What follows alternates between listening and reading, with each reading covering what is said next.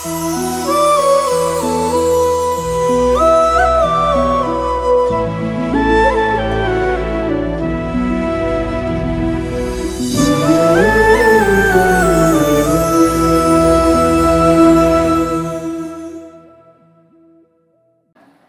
పరంపర ఆశీసులతో ఈ పవిత్రమైన క్షేత్రంలో ఆధ్యాత్మిక లోకానికి ఒక మార్గదర్శకులై శ్రీ చిన్నజీయర్ స్వామివారు వినయపూర్వకంగా ఈరోజు మమ్మల్ని అందరినీ ఆశీర్వదించవలసిందిగా తమ మంగళాశాసనలు అందించవలసిందిగా మనవి చేస్తున్నాం.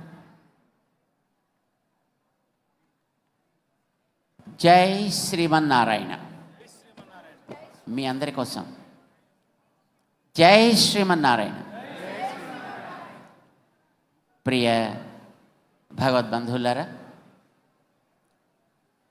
ఈరోజు తెలుగు వన్ రజతోత్సవాన్ని 25 సంవత్సరాల పండుగని చేసుకుంటున్నందుకు శ్రీమాన్ రవిశంకర్ దంపతులకి, వారితో పాటు కలిసి ఈ మహోద్యమంలో ప్రతి క్షణము తోడుగా ఉండి ఈ స్థాయికి ఎదిగేటట్టు చేసిన వారి బోర్డ్ ఆఫ్ డైరెక్టర్స్కి, వారి టీమ్ మెంబర్స్కి అందరికీ కూడా మేము అనేక మంగళ ఆశాసనాలని చేస్తున్నాం. ప్రపంచంలో ఏ మూలకి వెళ్ళినా, ఏ దేశానికి వెళ్ళినా అక్కడ తెలుగుతనాన్ని అందించేటటువంటి ఒక ఏకైక మాధ్యమంగా తెలుగు వన్ని చాలా చక్కగా డెవలప్ చేసినటువంటి శ్రీమాన్ రవిశంకర్ గారు, వారి యొక్క ఉద్యమ స్ఫూర్తికి, వారికి ఉండేటటువంటి ముందు చూపుకి మేము అనేక మంగళాశాసనాలు చేస్తున్నాం. అమెరికాలో కానీ, యూరప్లో కానీ, ఆస్ట్రేలియాలో కానీ ఎక్కడ తిరుగుతున్నా తెలుగు వన్ రేడియో ముఖ్యంగా అన్ని చోట్ల వినిపిస్తూ ఉంటుంది. అప్పుడప్పుడు మాతో మాట్లాడుతూ ఉంటారు కూడా. మేము కారులో ప్రయాణం చేస్తున్నా మాతో మాట్లాడిస్తూ ఉంటారు. వారి యొక్క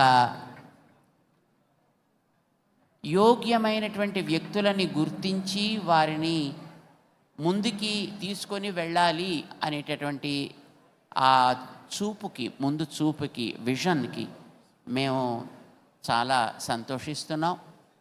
నిజానికి భారతదేశంలో తెలుగువారికి ఉండేటటువంటి ప్రాచీనత ఎవరికీ లేదు. ఈవేళ మనకి అనేక రాష్ట్రాల్లో ఎన్నో రకాలైనటువంటి భాషలతోటి వ్యక్తులు కనిపిస్తున్నా మన తెలుగు ఎంత ప్రాచీనమో, దీనికి ఎంత గుర్తింపు ఉందో, దీనికి ఎంత విలువ ఉందో ఈ దేశాన్ని పాలించినటువంటి ఈస్ట్ ఇండియా కంపెనీ వారు గుర్తించారు. అప్పట్లో 1817 మొదలైనటువంటి సంవత్సరాల్లో వారు వేసినటువంటి కాపర్ నాణేలు ఉన్నాయి. ఆ నాణేల మీద రాముడి మూర్తిని, గణేశుడి యొక్క మూర్తిని, లక్ష్మీదేవి వారి యొక్క మూర్తిని, ఆంజనేయ స్వామి యొక్క మూర్తిని వేసి వారు ఇది ఒక అణ ఇలాగా వారు వేసినటువంటి ఆ కాయిన్స్ మీద ఇంగ్లీష్ ఉంటుంది, తెలుగు ఉంటుంది. బహుశా భారతదేశానికి స్వాతంత్ర్యం వచ్చిన తర్వాత కూడా 1970s దాకా, 1970 దాకా మన దగ్గర ఉండేటువంటి రూపాయి బిళ్ళల మీద 1 రూపీ, 1 రూపాయ, 1 రూపాయి తెలుగు ఉండేది. బహుశా తెలుగు రాష్ట్రాన్ని తీసుకురావడానికి పట్టాభి గారు ఆ రోజుల్లో కేంద్రంలో అప్పుడు జరిగేటటువంటి చర్చల సందర్భంలో వారి ముందర అప్పట్లో వాళ్ళు వేసినటువంటి ఆ కాయిన్ని విసిరే దాని మీద వాళ్ళకి తెలిసింది తెలుగు భాషకు ఒక ప్రాధాన్యం ఉంది అని గుర్తించకపోవడం మన దౌర్భాగ్యం అని వారు చెప్పిన తదుపరి మనకి రాష్ట్రంగా గుర్తింపు వచ్చింది అనేది మన చరిత్ర. తెలుగు భాషకి, తెలుగు వ్యక్తికి ఒక ప్రాధాన్యం ఉంది, ఒక గొప్పతనం ఉంది, ఒక చైతన్యం ఉంది, ఒక చురుకుతనం ఉంది, ఒక సృజనాత్మక శక్తి ఉంది. అయితే దానికి ప్రోత్సాహం కావాలి. చాలా కాలం ఆ ప్రోత్సాహం తెలుగు భాషకి లభించలేదు అనేది చరిత్ర చెప్పే వాస్తవం. బహుశా మనందరికీ తెలుసును, ప్రపంచ చరిత్రలో మన భారతదేశానికి ఒక గొప్పతనం ఉంది. భారతదేశానికి ఒక ప్రాచీన చరిత్ర ఉంది. ఇది ప్రపంచంలో ఉండేటటువంటి సాహిత్యాల్లో కానీ చరిత్రల్లో కానీ అతి ప్రాచీనమైనది. కానీ ఈ భారతాన్ని ఇతర దేశాలు గుర్తించడానికి ఒప్పుకోవు. ఎలాగైనా దీన్ని అణచాలి అనేటటువంటి ప్రయత్నం చేస్తాయి. ఇదే క్రమంలో భారతదేశం లోపల చూస్తే అంతర్గతంగా తెలుగువారికి ఒక ప్రాచీనత, తెలుగువారికి ఒక గొప్పతనము, తెలుగువారికి ఒక ప్రత్యేకత ఇవి ఉన్నాయి. ఇందాక మనం వింటున్నాం. అది ఏ రంగంలో మనం తీసుకున్నా, కళారంగం కావచ్చు, సాహిత్య రంగం కావచ్చు, సాంస్కృతిక రంగం కావచ్చు, వైద్య రంగం కావచ్చు, విద్యారంగం కావచ్చు, భోజన రంగం కావచ్చు, ఎందులోనైనా తెలుగుతనానికి ఒక గొప్పతనం ఉంది. మన భారతదేశంలో ఏ ఇతర భాషలలోనూ కావ్యాలు లేని రోజుల్లో మన తెలుగులో భారతం మొట్టమొదట ఇచ్చినటువంటి మహానుభావులు రాజరాజ నరేంద్రుడి కాలంలో, అంటే 1000 సంవత్సరాలకి పూర్వం మన తెలుగుతనానికి ఉంది. అప్పటికే తెలుగులో ఒక కావ్యం అద్భుతమైనది వచ్చింది అంటే అంతకుముందు ఎప్పటి నుంచి ఆ భాష వికాసాన్ని పొంది ఉండకపోతే పద్య రూపంలో కావ్యాల్లో అది రాగలుగుతుంది. ఇప్పుడిప్పుడు వస్తున్న ఇతర భాషలలో ఆ కావ్యాలన్నీ కూడా భారతం లాంటి మన ఇతిహాసాలు కూడా. కానీ తెలుగుతనాన్ని, తెలుగుకుండేటటువంటి ప్రాధాన్యాన్ని ఇప్పటికీ గుర్తించడానికి భారతదేశంలో ఉండేటువంటి ఇతర భాషల వాళ్ళు ఒప్పుకోరు. ఆ రకంగా తెలుగు దళిత భాష అయిపోయింది. అంటే నొక్కివేయబడినటువంటి భాష అయిపోయింది. మహానుభావులైనటువంటి పెద్ద పెద్దలు, పండితులు తెలుగును గురించి చెబుతూ ఆంధ్రత్వం ఆంధ్ర భాషాచ నాల్పస్య తపస ఫలం అని వాళ్ళు చెప్పారు. అంటే తెలుగుతనం కానీ, తెలుగు భాష కానీ ఎన్నో లక్షల జన్మల పుణ్యం వల్ల కానీ లభించదు అని మహానుభావులు చెప్పారు. అప్పయ్య దీక్షితులు లాంటి మహానుభావులు. తెలుగుతనానికి ఉండేటటువంటి గుర్తింపు అది. దీన్ని దేశ భాషలందు తెలుగు లెస్స అంటూను ఇటాలియానా ఆఫ్ ఈస్ట్ అని తెలుగు భాషని ఎవరెవరో గుర్తించారు. కానీ ఇవాళకి మన తెలుగు వాళ్ళు మేం తెలుగు వాళ్ళము అని చెప్పుకోవడానికి సాహసించకపోవడం అనేటటువంటిది ఏమిటో మనసుకి దిగులుగా అనిపిస్తుంది. అదేమిటో కొంచెం సిగ్గుగా అనిపిస్తుంది. కానీ మన రవిశంకర్ దంపతులు, వారి టీమ్ ఆఫ్ డైరెక్టర్స్ ఈ దిగులుని పోగొట్టడానికి, ఈ రకమైనటువంటి చిన్నతనాన్ని పోగొట్టడానికి వారు తెలుగు 1 ఆరంభం చేసి 25 సంవత్సరాల క్రితం కేవలం మన ప్రాంతంలో కాకుండా ప్రపంచంలో అన్ని వైపుల నుంచి చుట్టుకుంటూ ఒక సుడిగుండంలాగా దీనిని ముందుకు తీసుకువెళ్ళారు, తీసుకువెడుతున్నారు. వేల మంది కాదు, లక్షల మంది కాదు, కోట్ల స్థాయిలో, వేల కోట్ల స్థాయిలో దాన్ని చూడగలిగేటటువంటి వ్యూయర్స్ని సంపాదించినటువంటి ఘనత శ్రీమాన్ తెలుగు 1కి రవిశంకర్ గారు తీసుకురాగలిగారు అని అంటే దానికి వెనక ఉండి కృషి చేస్తూ ఉండేటటువంటి వారి టీం చాలా ప్రశంసించతగినది. వారందరి యొక్క సమష్టి కృషి దీన్ని ఈ స్థాయికి తీసుకువెళ్ళింది అనేది నిస్సంశయమైనటువంటి విషయం. ఎన్టీఆర్ గారి పుణ్యమా అని తెలుగు వాళ్ళు కూడా ఒకళ్ళు ఈ దేశంలో భాగము అనే గుర్తింపు తెచ్చింది.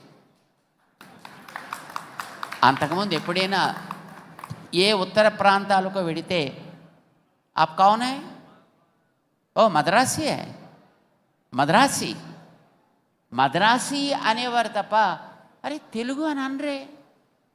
భాష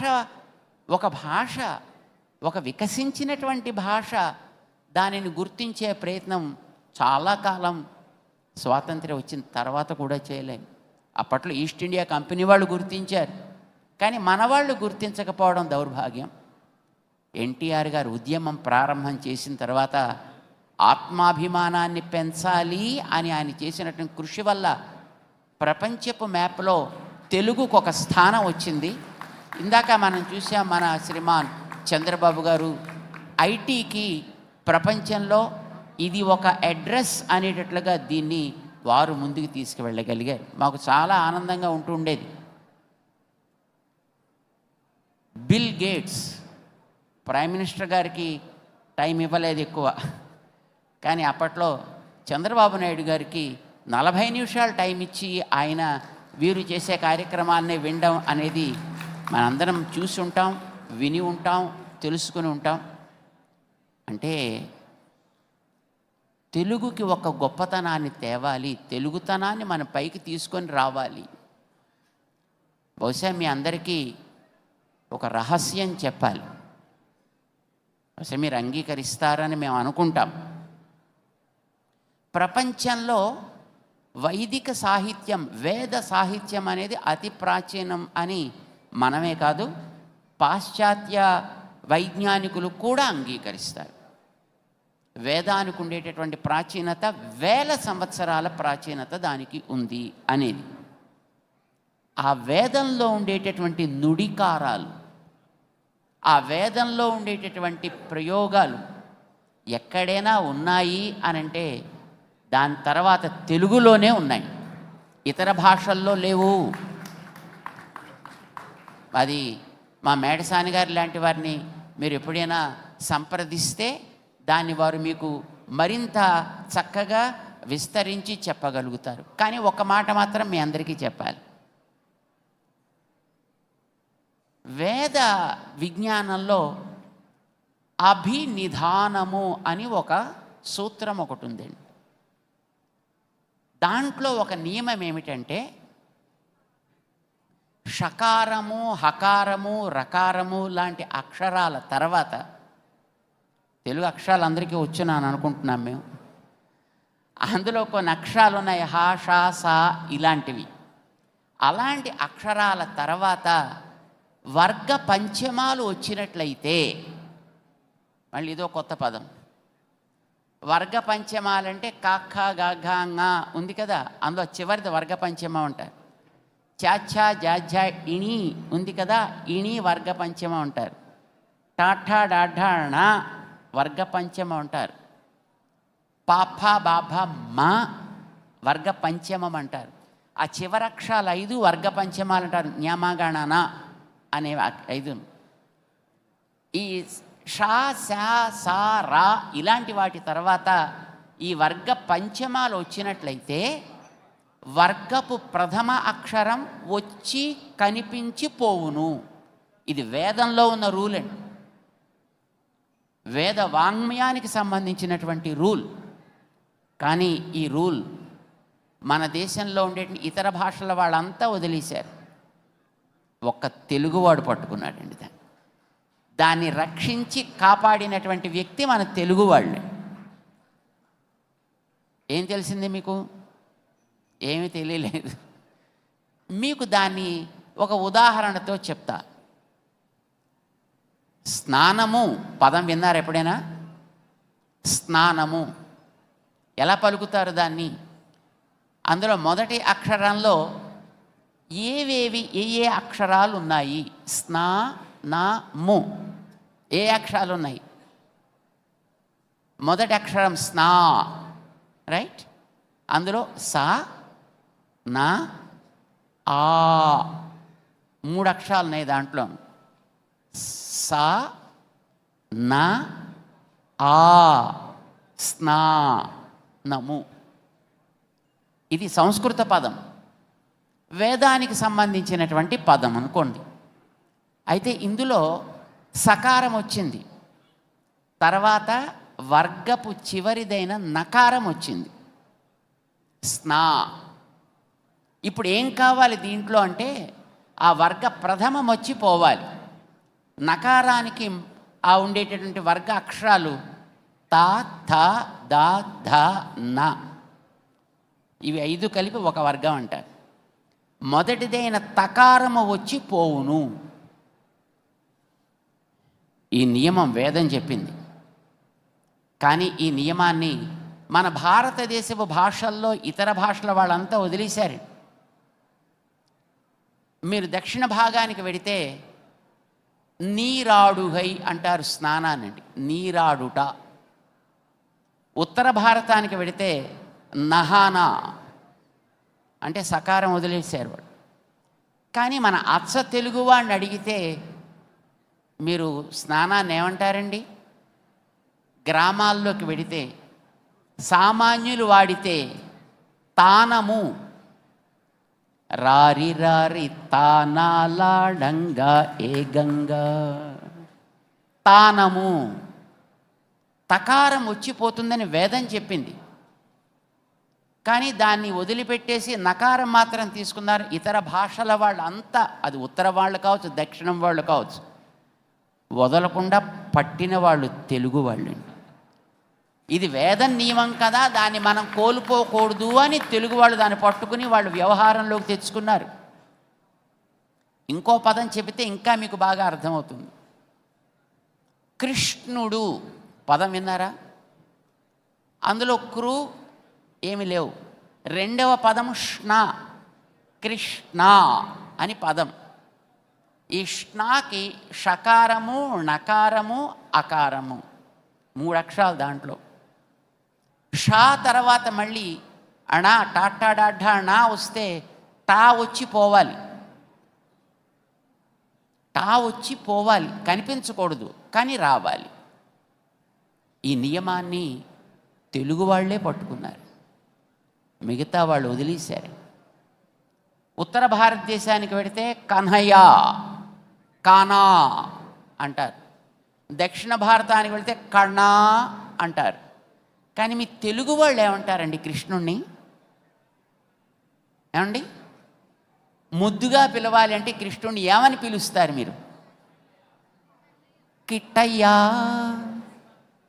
మా కిట్టిగాడు, మా కుట్టుడు. టా వస్తుంది పోతుంది అని వేదం చెప్పింది.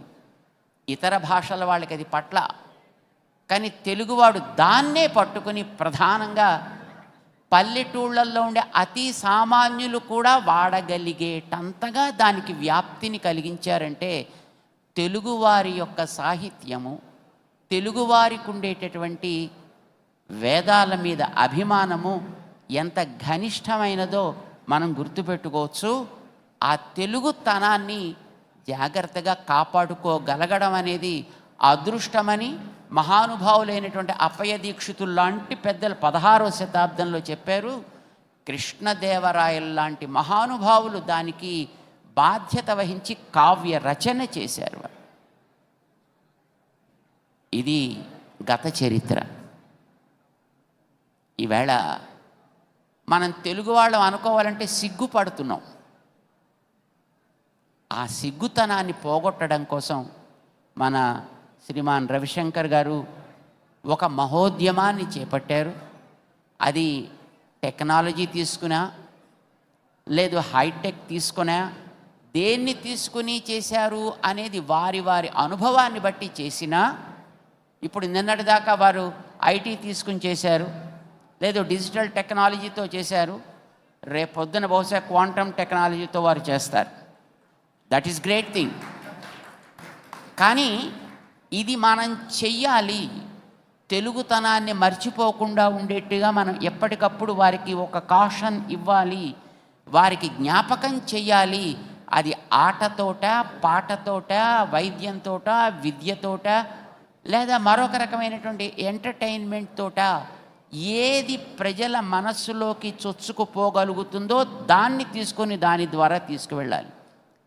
మీ అందరికీ తెలుసున్న మంచి డాక్టర్ మందు ఒక రోగికి ఇచ్చి ఆరోగ్యం తీసుకురావాలి అంటే మందు చేదు కనుక ఎవడు వేసుకోవడానికి ఇష్టపడ్డు కనుక వాళ్ళు ఏం చేస్తారు, అందమైన క్యాప్స్యూల్ తయారు చేస్తారు. రకరకాల రంగులతో ఉండే క్యాప్స్యూల్స్ తయారు చేస్తారు. ఆకర్షణ క్యాప్స్యూల్కి పనిచేసేది క్యాప్స్యూల్ కాదు, లోపల ఉండే మందు పనిచేస్తుంది. మా రవిశంకర్ గారు అలాంటి ఒక అందమైనటువంటి క్యాప్స్యూల్గా తెలుగు వన్ని తయారు చేసి భాషా ప్రాధాన్యాన్ని, భాషా ప్రాచీనతని కూడా మనం కాపాడాలి. ఎలాగైనా సరే దీన్ని ప్రపంచంలో మూల మూలలకి తీసుకువెళ్ళాలి. మన దగ్గర ఆణిముత్యాలు లేకపోలేదు. తెలుగులో ప్రతి రంగంలోనూ ఆణిముత్యాలు ఉన్నారు. రాజకీయ రంగాల దగ్గర నుంచి ప్రారంభం చేస్తే అతి సామాన్యమైనటువంటి రంగం దాకా కూడా తెలుగుతనం ఉట్టిబడుతూ ఉంది. దాన్ని మనం ముందుకు తేవాలి, ప్రోత్సహించాలి, దానికి ఒక అనుసంధానాన్ని ఏర్పరచాలి, ఒక సూత్రాన్ని ఏర్పరచాలి అని తెలుగు 1, తెలుగు ఎప్పుడు 1గానే ఉండాలి, నెంబర్ 2 కాకూడదు అన్నట్టుగా వారు దాన్ని ప్రారంభం చేసి ఈవేళ ఆ రంగంలో తనకంటే ముందు మరొకటి లేదు అనిపించుకునేంతవరకు దాన్ని నడిపిస్తున్నారు. 25 ఏండ్ల ప్రయాణం ఇది. మరొక 25 ఏళ్ళు, మరొక 50 ఏళ్ళు, మరొక 75 ఏళ్ళు ఇలాగా శతమానంగా సాగాలి అని మేము తెలుగు మాతని ప్రారంభం చేస్తున్నాం. తెలుగు భాషామ తల్లిని మేము ప్రార్థన చేస్తున్నాం. వారు కేవలం మాధ్యమం ద్వారా ఏదో ఎంటర్టైన్మెంట్ ఇచ్చి దాంతో మాత్రమే సరిపుచ్చుకోకుండా సమాజంలో ఎన్నో రకాలైనటువంటి సేవలను కూడా చేస్తూ తమకుండేటటువంటి సామాజిక బాధ్యతని కూడా నెరవేరుస్తున్నందుకు మాకు చాలా సంతోషంగా ఉంది. మేము ఆధ్యాత్మిక రంగంలో ఉండేవాళ్ళం. కానీ ఆధ్యాత్మిక రంగం అంటే పూజలు, పారాయణలు, లేకపోతే మంత్రాలు చదవడం ఇలాంటివి మాత్రమే చాలదు అనేది మా అభిప్రాయం. అందుకోసమనే మేము ట్రైబల్స్ కోసం స్కూల్స్ నడిపిస్తున్నాం, బ్లైండ్ వాళ్ళ కోసం స్కూల్స్ నడిపిస్తున్నాం. క్యాన్సర్ సంబంధించినటువంటి సర్వైకల్ క్యాన్సర్ రంగంలో 33 లక్షల మంది మహిళలకి ఇంతవరకు దాని సంబంధించినటువంటి ట్రీట్మెంట్ అండ్ అవేర్నెస్ కార్యక్రమాన్ని అందించగలిగాం. సమాజంలో ఏ రంగంలో ఉన్నా సామాజికమైనటువంటి బాధ్యతల్ని మనం నెరవేర్చగలిగినప్పుడే మన రంగానికి వన్నె తెచ్చిన వాళ్ళం కాగలుగుతాం. మీడియా రంగంలో ఉన్నప్పటికీ కూడా సామాజికమైనటువంటి బాధ్యతతోటి ఎన్నో సేవలను అందించడమే కాకుండా ఈవేళ ఆయా రంగాల్లో మకుటం లేని మహారాజులుగా చెల్లుబాటు అవుతూ ఉండేటటువంటి అనేక మంది పెద్దలని ఇక్కడికి తీసుకొచ్చి యువకులని, పెద్దలని కూడా వారిని ఇక్కడ ఒక అందమైనటువంటి పురస్కారం ద్వారా వారికి తమ కృతజ్ఞతల్ని తెలియచేసుకోవడంతో పాటు వీరిని ప్రపంచంలో అన్ని మూలల ప్రేరకులుగా కూడా వారిని అందించేటటువంటి ఒక మహోద్యమం శ్రీమాన్ రవిశంకర్ గారు వారి టీం చేస్తున్నందుకు మేము వారికి అందరికీ కూడా మంగళాశాసనాలు చేస్తున్నాం. ఈవేళ పురస్కారాలు అందుకునేటటువంటి పెద్దలందరూ కూడా వారి వారి రంగాల్లో చేసేటటువంటి సేవలు మరింత మహోన్నతంగా సాగాలి అని మేము భగవంతుడిని ప్రార్థన చేయడంతో పాటు ఇంకా ఈ తెలుగు తనంతో సమాజంలో ఆణిముత్యాల్లాగా చెల్లుబాటు అయ్యేటటువంటి వారిని మరెందరినో గుర్తించి వారిని కూడా ప్రోత్సహించగలిగేటటువంటి అవకాశం తెలుగు 1 అందిపుచ్చుకుంటూ ముందుకు సాగాలి అని మేము శ్రీమాన్ రవిశంకర్ గారికి, వారి శ్రీమతి గారికి, వీరికి వెనకాత నుండి ప్రేరణ ఇచ్చేటటువంటి మా ఎర్నేని రామారావు గారికి, శ్రీమతి కవిత గారికి మేము అనేక మంగళాశాసనాలు చేస్తున్నాం. మా రామారావు గారు మేము సేవలు అందించేటటువంటి వికాస తరంగిణి ఆర్గనైజేషన్కి వారు ప్రెసిడెంట్గా ఉండి దాన్ని ఎంతో ముందుకు తీసుకెళ్ళినటువంటి మహనీయులు. అందుచేత మాకు యాక్చువల్గా ఈవేళ ఈ కార్యక్రమాన్ని గురించినటువంటి అవగాహన లేదు, పరిచయం లేదు. తెలుగు అని తెలుసు, కానీ ఈవేళ ఈ కార్యక్రమాన్ని గురించినటువంటి విషయం మాకు తెలియదు. మేము యాక్చువల్లీ ఈవేళ సరస్వతి పుష్కరాల్లో బదరికాశ్రమంలో ఉండాల్సినటువంటి వ్యక్తులం.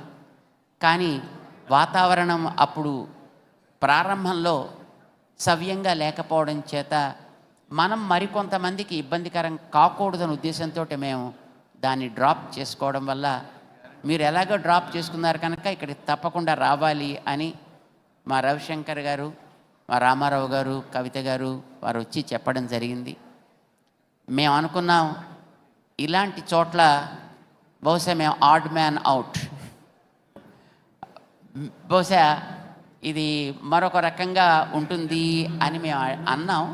కానీ వారు ప్రేమతోటి తప్పకుండా వచ్చి అందరినీ ఈ రకంగా మంగళాశాసనం చేయవలసింది అని వారు అడిగినందుకు వారి ప్రేమకి, వారి అభిమానానికి ఆనందించి తప్పకుండా రావాలి అని మేము ఈవేళ ఇక్కడ పాల్గొనడం జరుగుతోంది.